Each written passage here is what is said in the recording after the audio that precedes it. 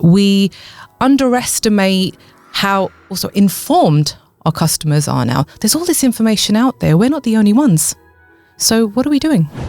If you have to go through 12 steps before you can add just one bit of relevant information or update a field, what's going to happen? We've seen it time and time again. Our sales colleagues do not bother. And then that's when we sit around and complain about having dirty data and we can't do our marketing effectively. Do you even need a massive marketing automation tool when there's 3 of you in the marketing department? I would argue no. Welcome to the Unicorny Marketing Show. I am your host, Dom Hawes.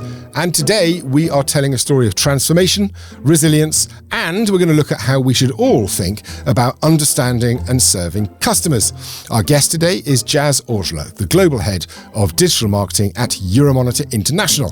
Jazz's journey from starting her career in research at Deloitte to becoming a leader in digital marketing, I think gives her a unique perspective on how technology and marketing intersect. Today, we're going to explore her take on why businesses often underestimate their customers and how that misstep could be costing them growth, reputation, and revenue. So coming up in this episode, Jazz and I are going to talk about things like this. Why starting outside in, not inside out, should be rule number 1 for marketers. We're going to look at the critical missteps businesses make when they assume they know things about their customers.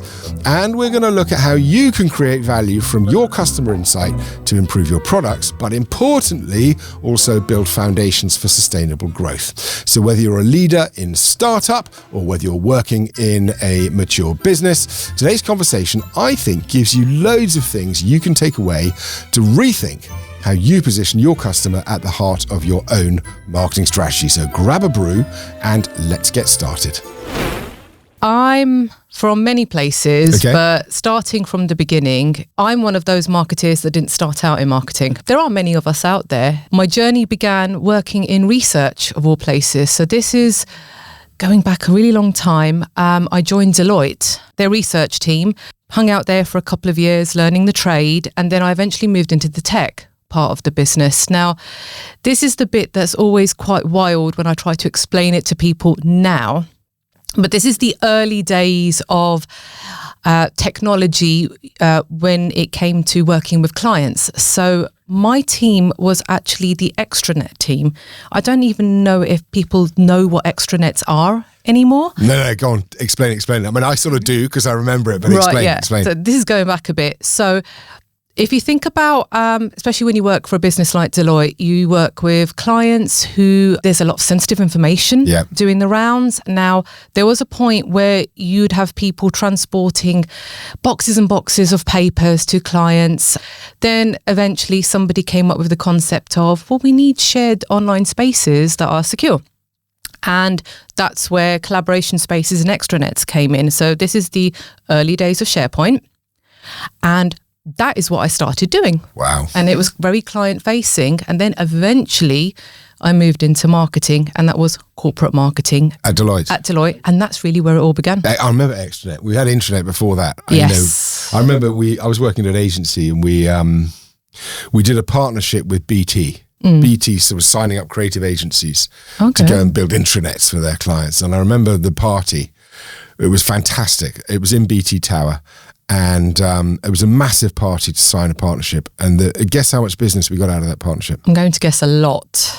0. No. Not 1 penny. Oh, no. Well, because the internet thing kind of happened, but it sort of didn't happen. It was a fad and it came and went. And extranet was a little bit the same. But where are you now? What are you doing now? I'm currently global head of digital marketing at Euromonitor International. Ooh, nice. So back in research, but in a different way. Yeah, so it's come rather full circle, which is rather lovely. But that's really where it all began. That's where I got my love of digital technology, using tech in the right way to get whatever you need done in that moment, and I get to do that now. So I think that's a hint at what we've got to come, unicorners. Regular listeners will know that before every interview in this studio, we meet online to talk about the one thing that is going to be our theme.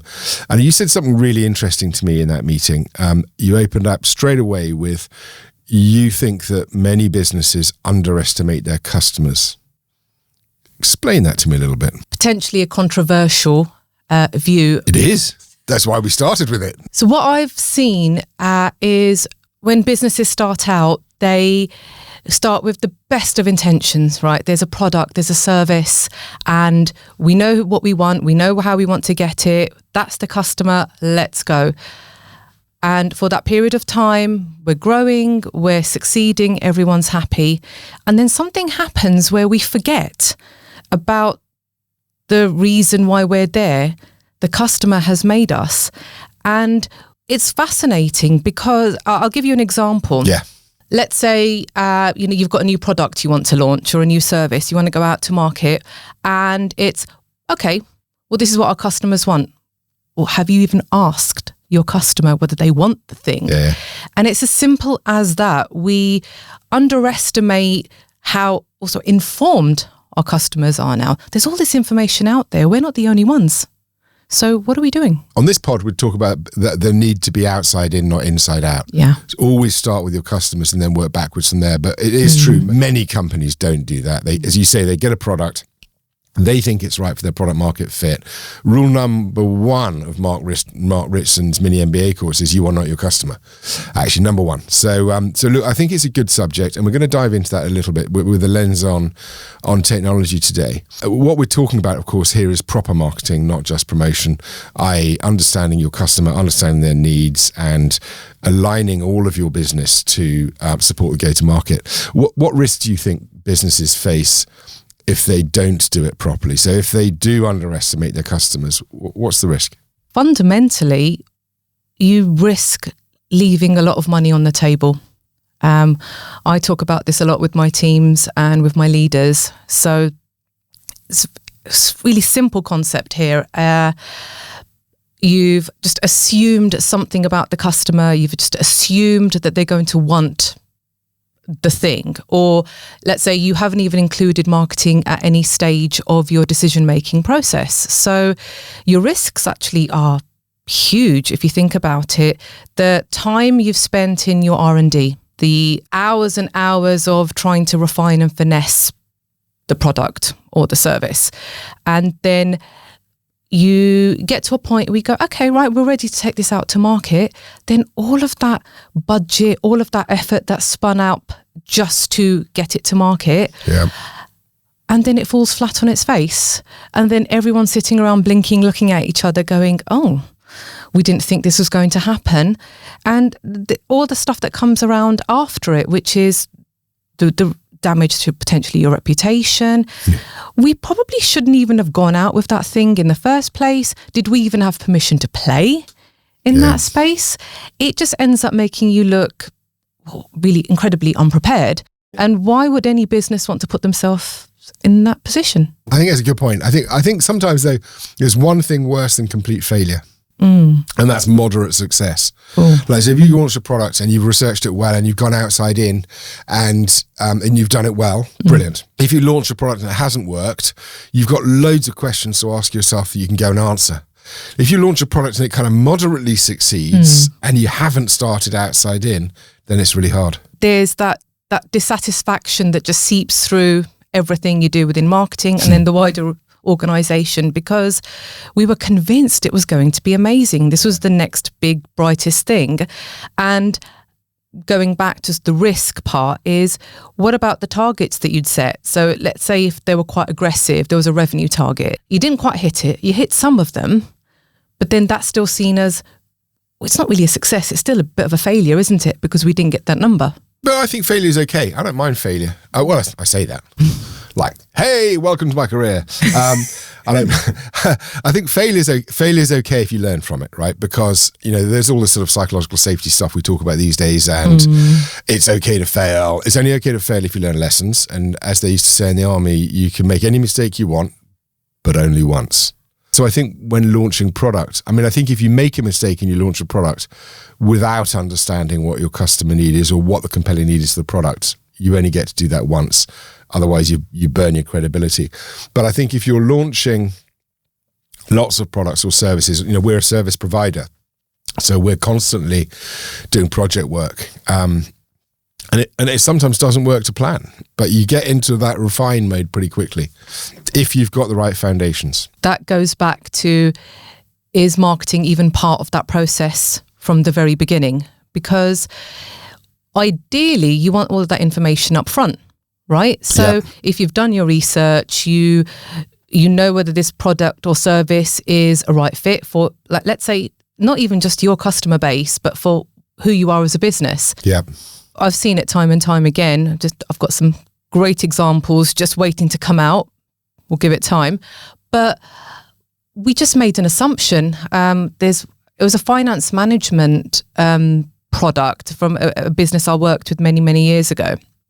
So it was going to be the next big, brightest thing. And within that particular space, it was sort of small to medium-sized businesses would obviously want to buy this system from us. Why wouldn't they? But there were multiple providers out there that did exactly the same thing. And unfortunately for us, did it a lot better. But what we hadn't done was to actually do that research beforehand. We hadn't checked. And then, once again, launched all these lovely campaigns, put it out to market, spent a lot of money, and it just didn't pan out. It is really interesting. We've got an episode coming up with a really interesting guy, David Hart. We're going to record him in a couple of weeks. He was an agency person who then created a product and turned it into a SaaS product with his co-founders. And he now consults to startups, and he tries to get them to validate their idea before they spend a penny. Before they spend 1p. Actually, spend a penny has other meanings in this country, but before they spend 1 cent, shall we say, before they spend a cent. They've got to, that's so bad. So before they spend anything, the idea is they go out and validate their idea, because it's better to get a no early than waste a load of time and money and then bring a product to market and find that you've got the product market fit wrong, or the feature set's not right, or you're outcompeted, or the positioning's wrong. There are so many things that can go wrong, and often very few things that can go right. So do you basically get the no early, I think. The other element as well that we forget, and this is, I'm bringing marketing into this as well, because we're part of this. This is marketing. It's all marketing. The whole world is marketing, obviously. If we are, let's say we are developing that new product or that new service, I come back to this product I just mentioned, the financial management system. So we already had an existing customer base. We had that profile was already there. We sold another type of product into those finance people, those finance directors, the CFOs. So wouldn't it have made more sense to go and actually have a chat with our customers first, just to check to see, well, we've got this thing that we're thinking about doing. So once again, before we spend anything, validate a bit of that.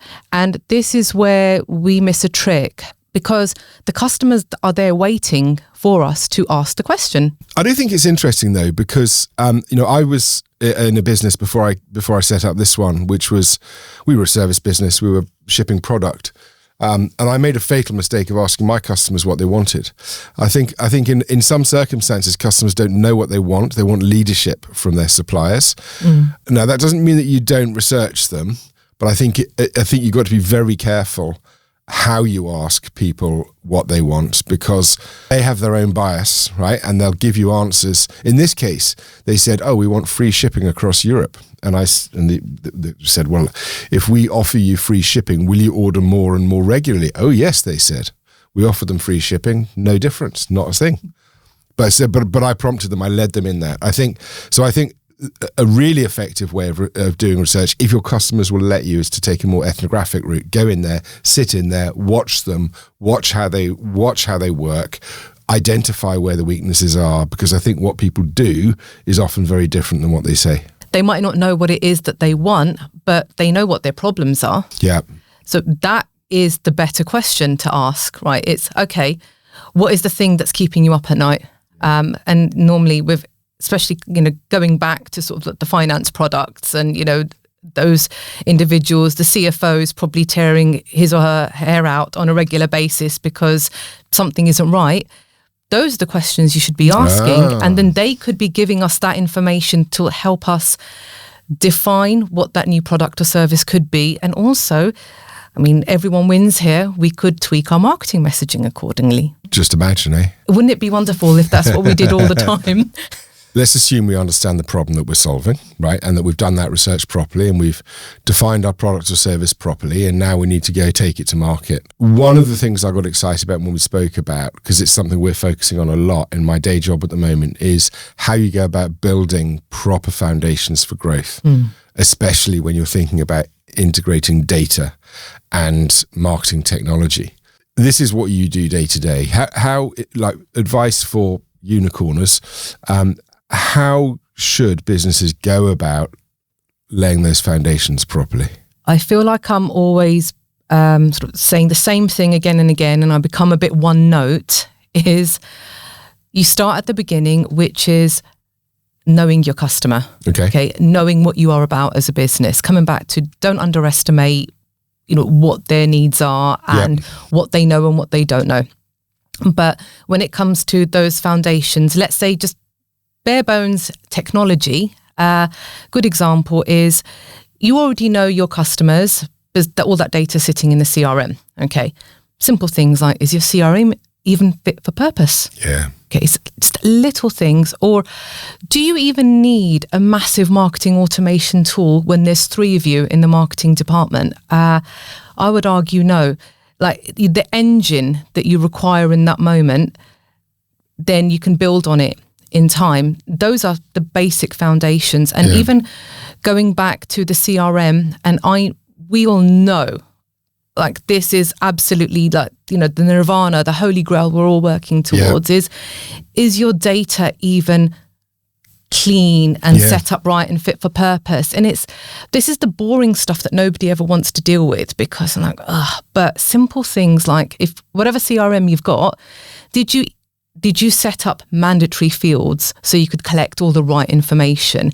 Or if you've got forms everywhere, you're collecting information on your website, did you even make sure that those options are consistent and universal, so that when it comes to understanding what's happening, you can then make those decisions?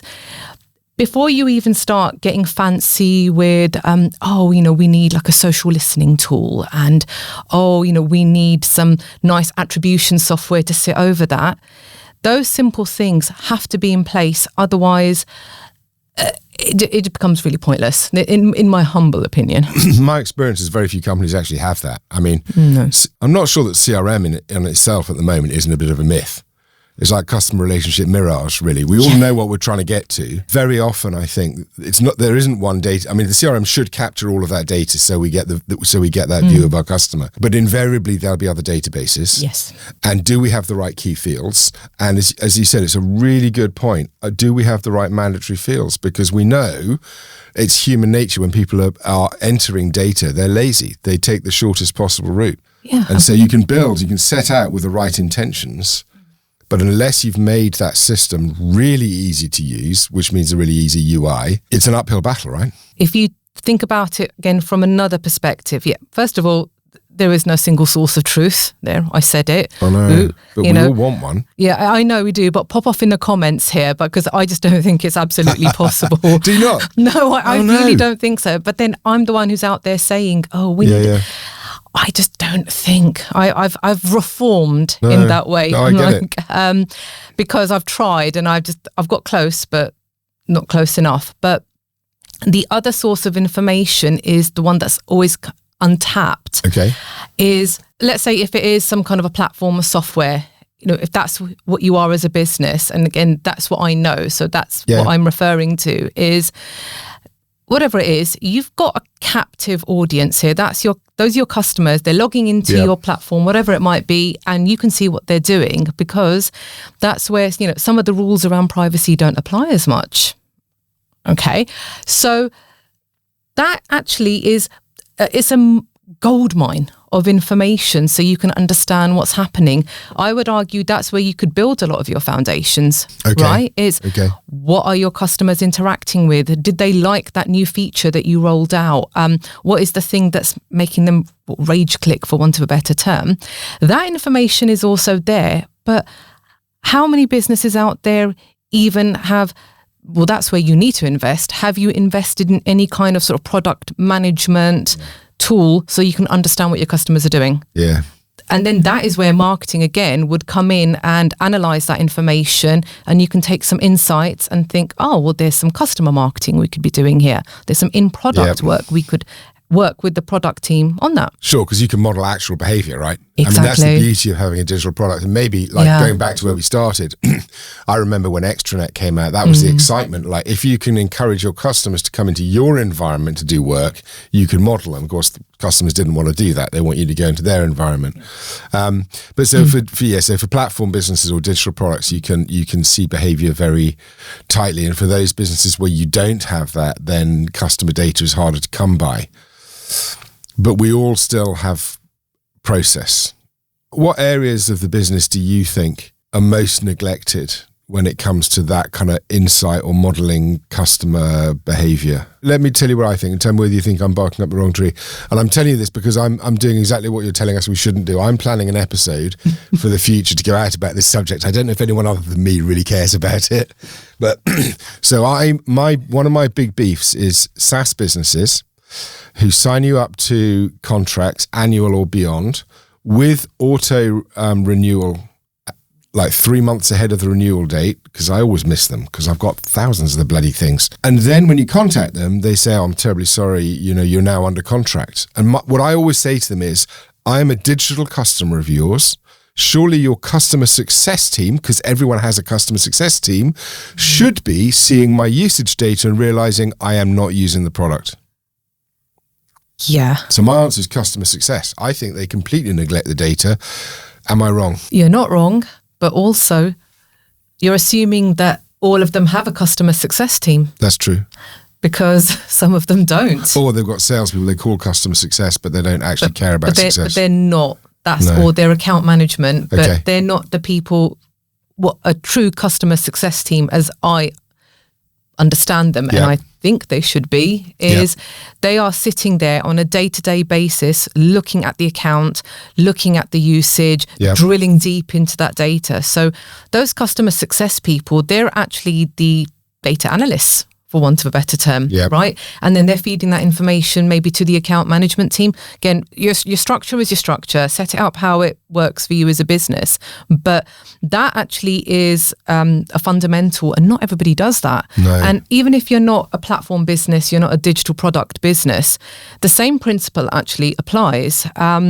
If you're service-led, likewise, there should be somebody, an equivalent of a customer success team, right? Looking at what's going on. And I always feel, this is me saying this, and I really mean it, I sometimes feel really bad for our sales colleagues, especially those who have to manage those accounts. The account managers, they're the ones that are working on the retention side of things, okay? We're not giving them a lot to work with. They have to become data analysts as well as, charm the customer and sort of do all the legal side of things and then keep abreast of everything that's going on. It's a lot. It is a lot, yeah. It's a lot. So I think there's a lot that sits with customer success or whatever that looks like. But I mean, I'm going to say it again, it's across the business. It starts from the top, it works its way down. There are pluses and minuses, right? So if you're a digital platform business, you get to model customer behavior, but you might not have much physical interaction with them. They don't want it. That's why they're buying a digital business. So you're going to have to make assumptions about why either you're making assumptions about why they're doing what they're doing, or you're trying to build a cohort and actually saying, we're just going to model for the majority. In a service business where you don't have a platform, we get to speak to our customers. So I have exactly the same challenges about customer success in our day job. And our job then is to go to our customers and say, what are you trying to achieve? How are we helping you achieve that? And if you're not helping, you're going to get fired. So we don't get to model our customer behaviors. We don't get to understand them in the same way, or their day-to-day behaviors as you probably do in a digital business. But what we do get to do is understand their intent. So I think there isn't one thing that's better necessarily than another. But what you also get to do, of course, in your business is you get to connect up all of your various different platforms. So if you're running PPC campaigns or paid social, you get to connect all of that up and get one picture of what everyone's doing. Talk to me about some of the pitfalls people should be avoiding, or some of the considerations maybe if you are deploying paid. I think even within marketing, if I think about my colleagues I've worked with in the past, the understanding of what those paid search or paid social activities, and I'm not even talking about organic social, just the paid element, what it can actually do for your business. And everyone almost treats it standalone. And I always come back to, all of your marketing activity, it needs to be omni-channel, whatever, it needs to be joined up, multi-channel, whatever the language is that we're using out there, you do that. Now, with PPC campaigns, specifically Google Ads, what always happens is, we need to run some PPC. Great. Why?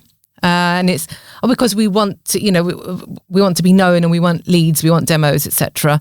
Yeah, great. But first of all, within this particular space, we've got some heavy competition. So let's go away, and let me go away and just check to see what's going on here. First of all, the cost of entry might end up being quite prohibitive. So is this actually even the right channel for us? And maybe it's, let's just do it. Let's go for it. And because our competitors are doing it. Okay, fine. I get that. But I use this expression a lot. Do we even have permission to play? Would that potential customer that we're trying to grab from that competitor, would they even know that we offer this service or this product? So there's all of that happens here. And that you just run with it, you do it. But what you are running the risk of is just throwing in a bunch of not very good leads and data, and you're just throwing it into the top of the funnel, and it's sort of, okay, we've done it. We got X amount of conversions. Oh yeah, this campaign ran. It didn't cost us this much, or maybe it did cost us a lot. We've got 50 conversions. Great, successful. No, because then the next step is the attribution part. Yeah. And that is where I've fallen down on many an occasion because the attribution model wasn't set up correctly. Attribution's a nightmare though. Oh God, it is, because, and there's all these providers and all these platforms. It's all bullshit. A lot of it's bullshit. Yeah, I mean, they promise you the sun, moon and stars. Yeah. And I've fallen for it, and then I've gone, okay, look, I can absolutely tell you from this campaign, this specific keyword, that converted into that opportunity and sales. Great. Thank you so much. Please, CMO, give me more budget so I can do more of this. But there's a mountain of work behind that one click that no one gets to see. I mean, you know. And so then the attribution model actually is completely faulty.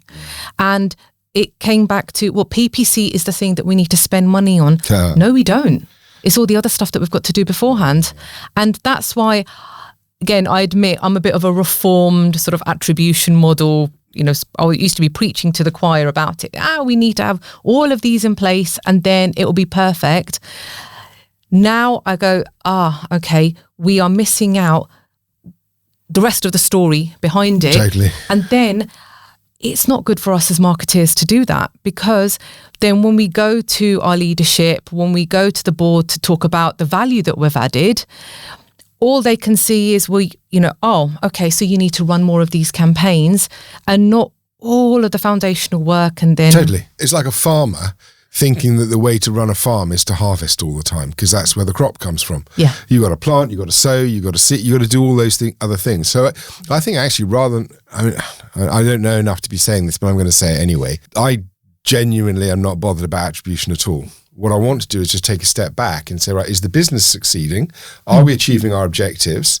Do we feel like this is an appropriate amount of money for us to be spending on our marketing programs? And is our EBITDA big enough? And if all of those things are in track, then for me anyway, that's good enough. Now, I know that doesn't work for a CFO, because somewhere there's a spreadsheet with a formula in it, and that doesn't fit into a formula. The enlightened CFOs understand that, though. It's about, does that amount of money help us secure the business? There's two things in that conversation. The budget conversation is, again, let's just, let's not mess around here. It's very simply, whatever you're about to do or whatever you're about to acquire. So you want to, you want to buy this fancy platform over here, and it's going to help you do all the good marketing. Is it going to help us make money or save money? Those really are the two questions that I would have to go in and answer. Okay. And usually I need to have an answer for both. Okay, so this is how it's going to help us make money, but this is also how it's going to help us save money. We're not promising you the world here, but and this is what, you don't want to fall into that trap of, promising everything, because then you will be held to that promise. But the example I'm going to give is, okay, so how is this going to help us save money? Right, well, if we invest in this marketing automation platform, you've got 5 marketeers over here who spend, I would say, 50% of their time doing manual work, uploading data, leads, etc. into the CRM. Yeah. Okay. They shouldn't be doing that. What happens if we just shrink that down to 5% of their time? Then there's 45% opened up to do more valuable marketing activity. So we're actually saving time there. Great. How are we going to make money? Well, with this platform, we're going to run more campaign activities that are targeted to the right people, because hopefully we've done the job of making sure we've got the right data and we know who our customer is, and we're going to talk to them in the right way. And then what we're going to do, these are all the activities we're going to run, let's say, webinars, and actually we'll be able to run some events because, people like people and people buy from people. And then from that, we will be able to show, we've closed opportunities, we've got leads, and there's all those metrics, those harder numbers.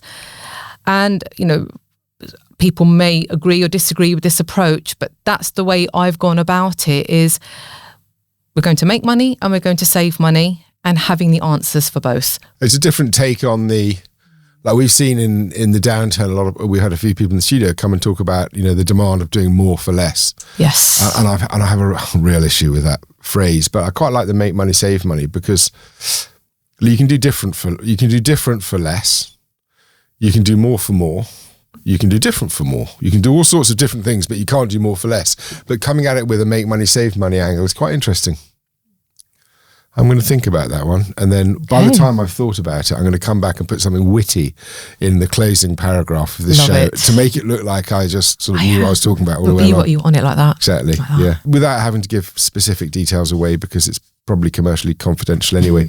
Talk to me about your current kind of tech setup and how you've managed to bring your current teams up to speed with the kind of the foundational technology. I would say it's still a work in progress. So we've got all the basics. Our tech stack is very robust. So as a business, we use Salesforce. We use Marketo, and it's about all of those marketing automation platforms, really powerful, so we can do a lot and quickly.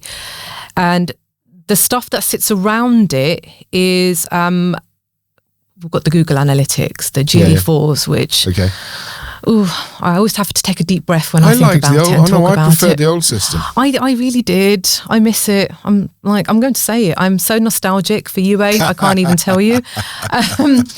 Because it took me 10 years to get my head around it, and now they took it away. Now there's this new system with, you can't understand what's going on. Oh, I can't. But they've changed the names of things, and that is what always throws me. And this is where I'm like, did you even think about your customer, Google? That's all I'm going to say, because... Well, they're a monopoly. They can do what they like. Well, precisely. I mean, they own us. It's as simple as that.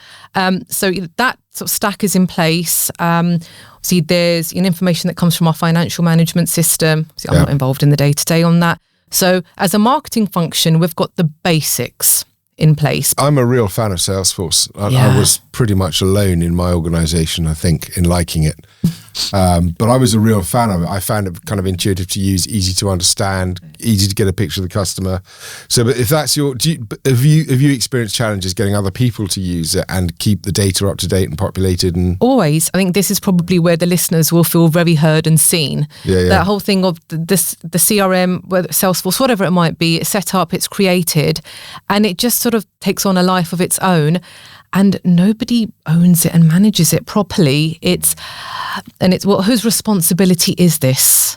And that's a whole other conversation. And then what happens is if it's not been set up correctly, if it's not easy to use, we've talked about this quite a lot.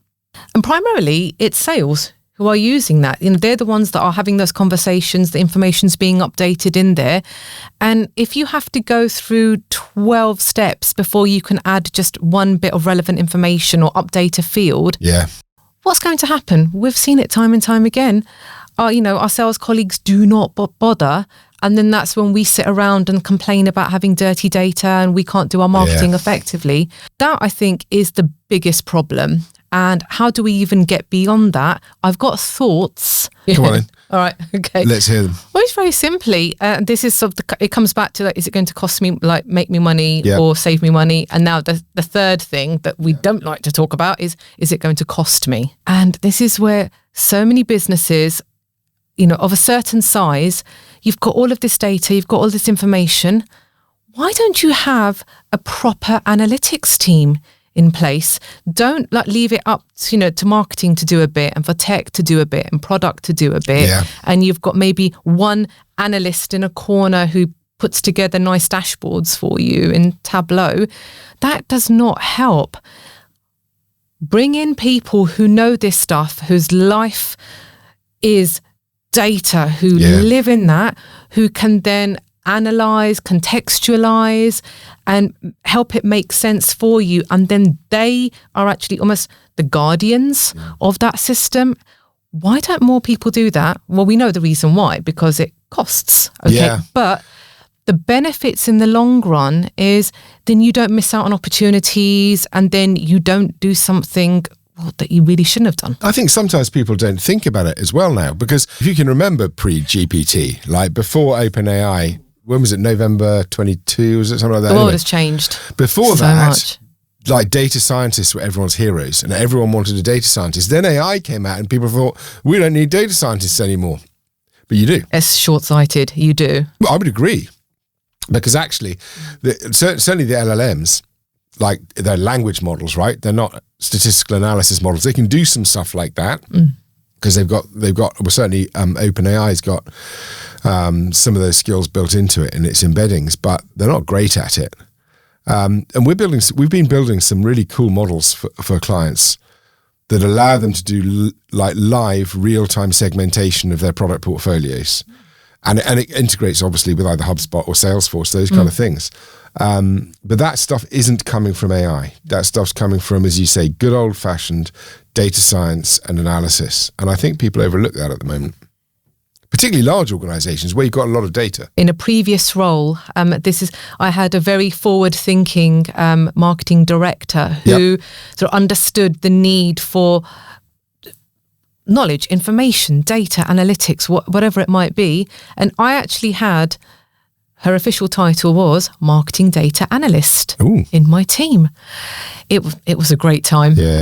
And I think all marketing teams should have that. I mean, ideally you need a whole team, but if you've got one individual as part of your marketing ops function, or whatever you might want to call it, having somebody whose job it is to look at everything that's out there and then putting all that information together and giving you those insights. Because with the best will in the world, especially for those of us who are doing the job on a day-to-day, how much time do we actually have to do that? None. I mean, none whatsoever. But then then comes back to, if we don't have this information, how can we possibly partner with the rest of the business? We talk about, we want that seat at the table, we want to have that conversation, we want everyone to believe in what we do, like, we're not just over here colouring in, we promise, blah, blah, blah. We have to have that information, we have to be credible, and the only way to do that is to say, okay, this is what we've seen. Actually, the analyst is an interesting approach. Maybe that's the starting point, because like the first task is to look at what data have we got, and how joined up is it. And like we talked a little bit about bad data, worse than no data, bad data, I think, or separate subject. But someone needs to look at what data we've got and then try and connect it, and make sense out of it. Maybe that's the first task of the analyst, to say, go across the organization, find the data, because finance is going to have data, sales is going to have data, product is going to have data. I mean, it's going to be data everywhere. That is actually the first exercise. I'm actually just finished doing something similar. Yeah. This is just within the marketing team. So, same thing, we talk about single source of truth, but does that even exist? No, I don't know. So the debate will rage on, I think, for forever and ever. But we'd got to a point, which was like, we've got all of these platforms, we do all of this reporting, great, but it's not joined up. It's in spreadsheets, it's in PowerPoints. There might be a nice little dashboard over there, and we know as marketeers the information that we need to help us make those decisions. We know. Okay. Sometimes you just need a little bit of help putting it all together. So I actually quite liked it. I spent like a day putting a list together of all of the sources of information that we have as a team. And it was everything. And it was not just the obvious stuff, but it was all the platforms that we're using. We've got this content creation platform that, there's information sitting in there. Even stuff like Teams. By the time I was done, and again, this is not just within marketing and digital. We've got a communications team, so they've got their platforms they're using. The events team, there's platforms there.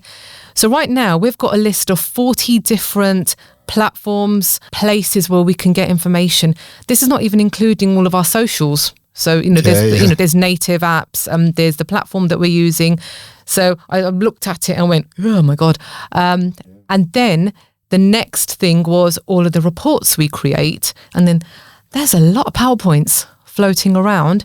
And that is just within marketing. If you then replicate that across the business, it's quite overwhelming. And I think that's why a lot of the time we get a bit scared, and businesses get scared and go, oh my God, this is too much.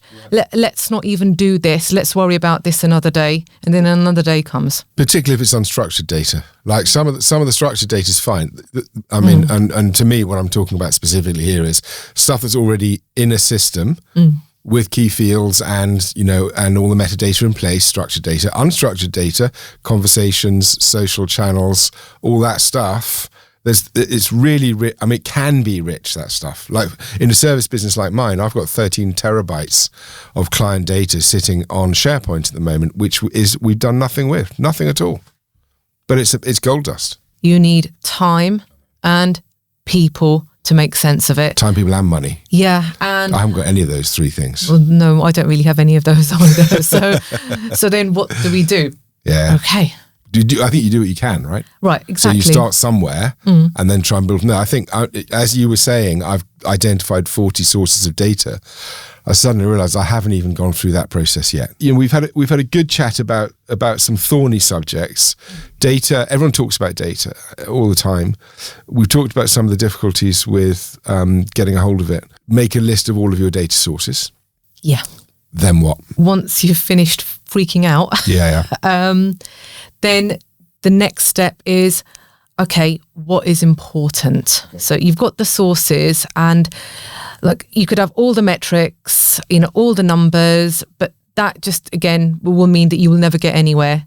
Number one, what is important? What is it you need to report on? What will make sense? And I will always link it back to the commercial targets. Again, it feels so obvious to say this, but the reason we are doing what we're doing is because we're trying to hit a number. We're trying to achieve growth. There's a revenue target we are here and tasked to get to. So if there are, let's say, 4 or 5 key metrics as a marketeer that you're like, okay, with this, I can then go back to the business and I can say, we have contributed to this. Sometimes it could be that. It might not be that easy, but that is the way I've approached it. I feel like there's a quadrant here, maybe. Maybe you've got measurability on one axis and importance on the other axis. It's definitely, and then that. And you're looking at your data sources, and so you're going to focus on those. I mean, particularly if you're using it to report back on, let's use the word attribution without meaning or specific causation. Effectiveness, yeah, exactly, better word. Yeah. Because then this is the data that can help me be more effective, therefore I'm going to focus my effort on that. I like that. It's one way of going about it. Thank you to you for tuning in to the Unicorny Marketing Show, and of course a very big thank you to Jazz for coming to see us and spending time with us. Now, today's episode reminds us all how important it is to truly understand customers properly if you want to set your business up for long-term success. From the importance of avoiding assumptions to building strong foundations with clean, actionable data, Jazz, I think, has given us a blueprint for success and value creation. So if this episode gets the thumbs up from you, please don't forget to subscribe, and please, if you have time, leave us a review. Now, you can connect to me, Dom Hawes, on LinkedIn. You can follow us on all major podcast platforms, and of course you can also find us on YouTube. Remember, at the heart of great marketing lies a very simple truth. It is really all about the customer. Until next time, unicorners, stay curious, keep learning, and please never underestimate the power of listening to your customers. See you soon.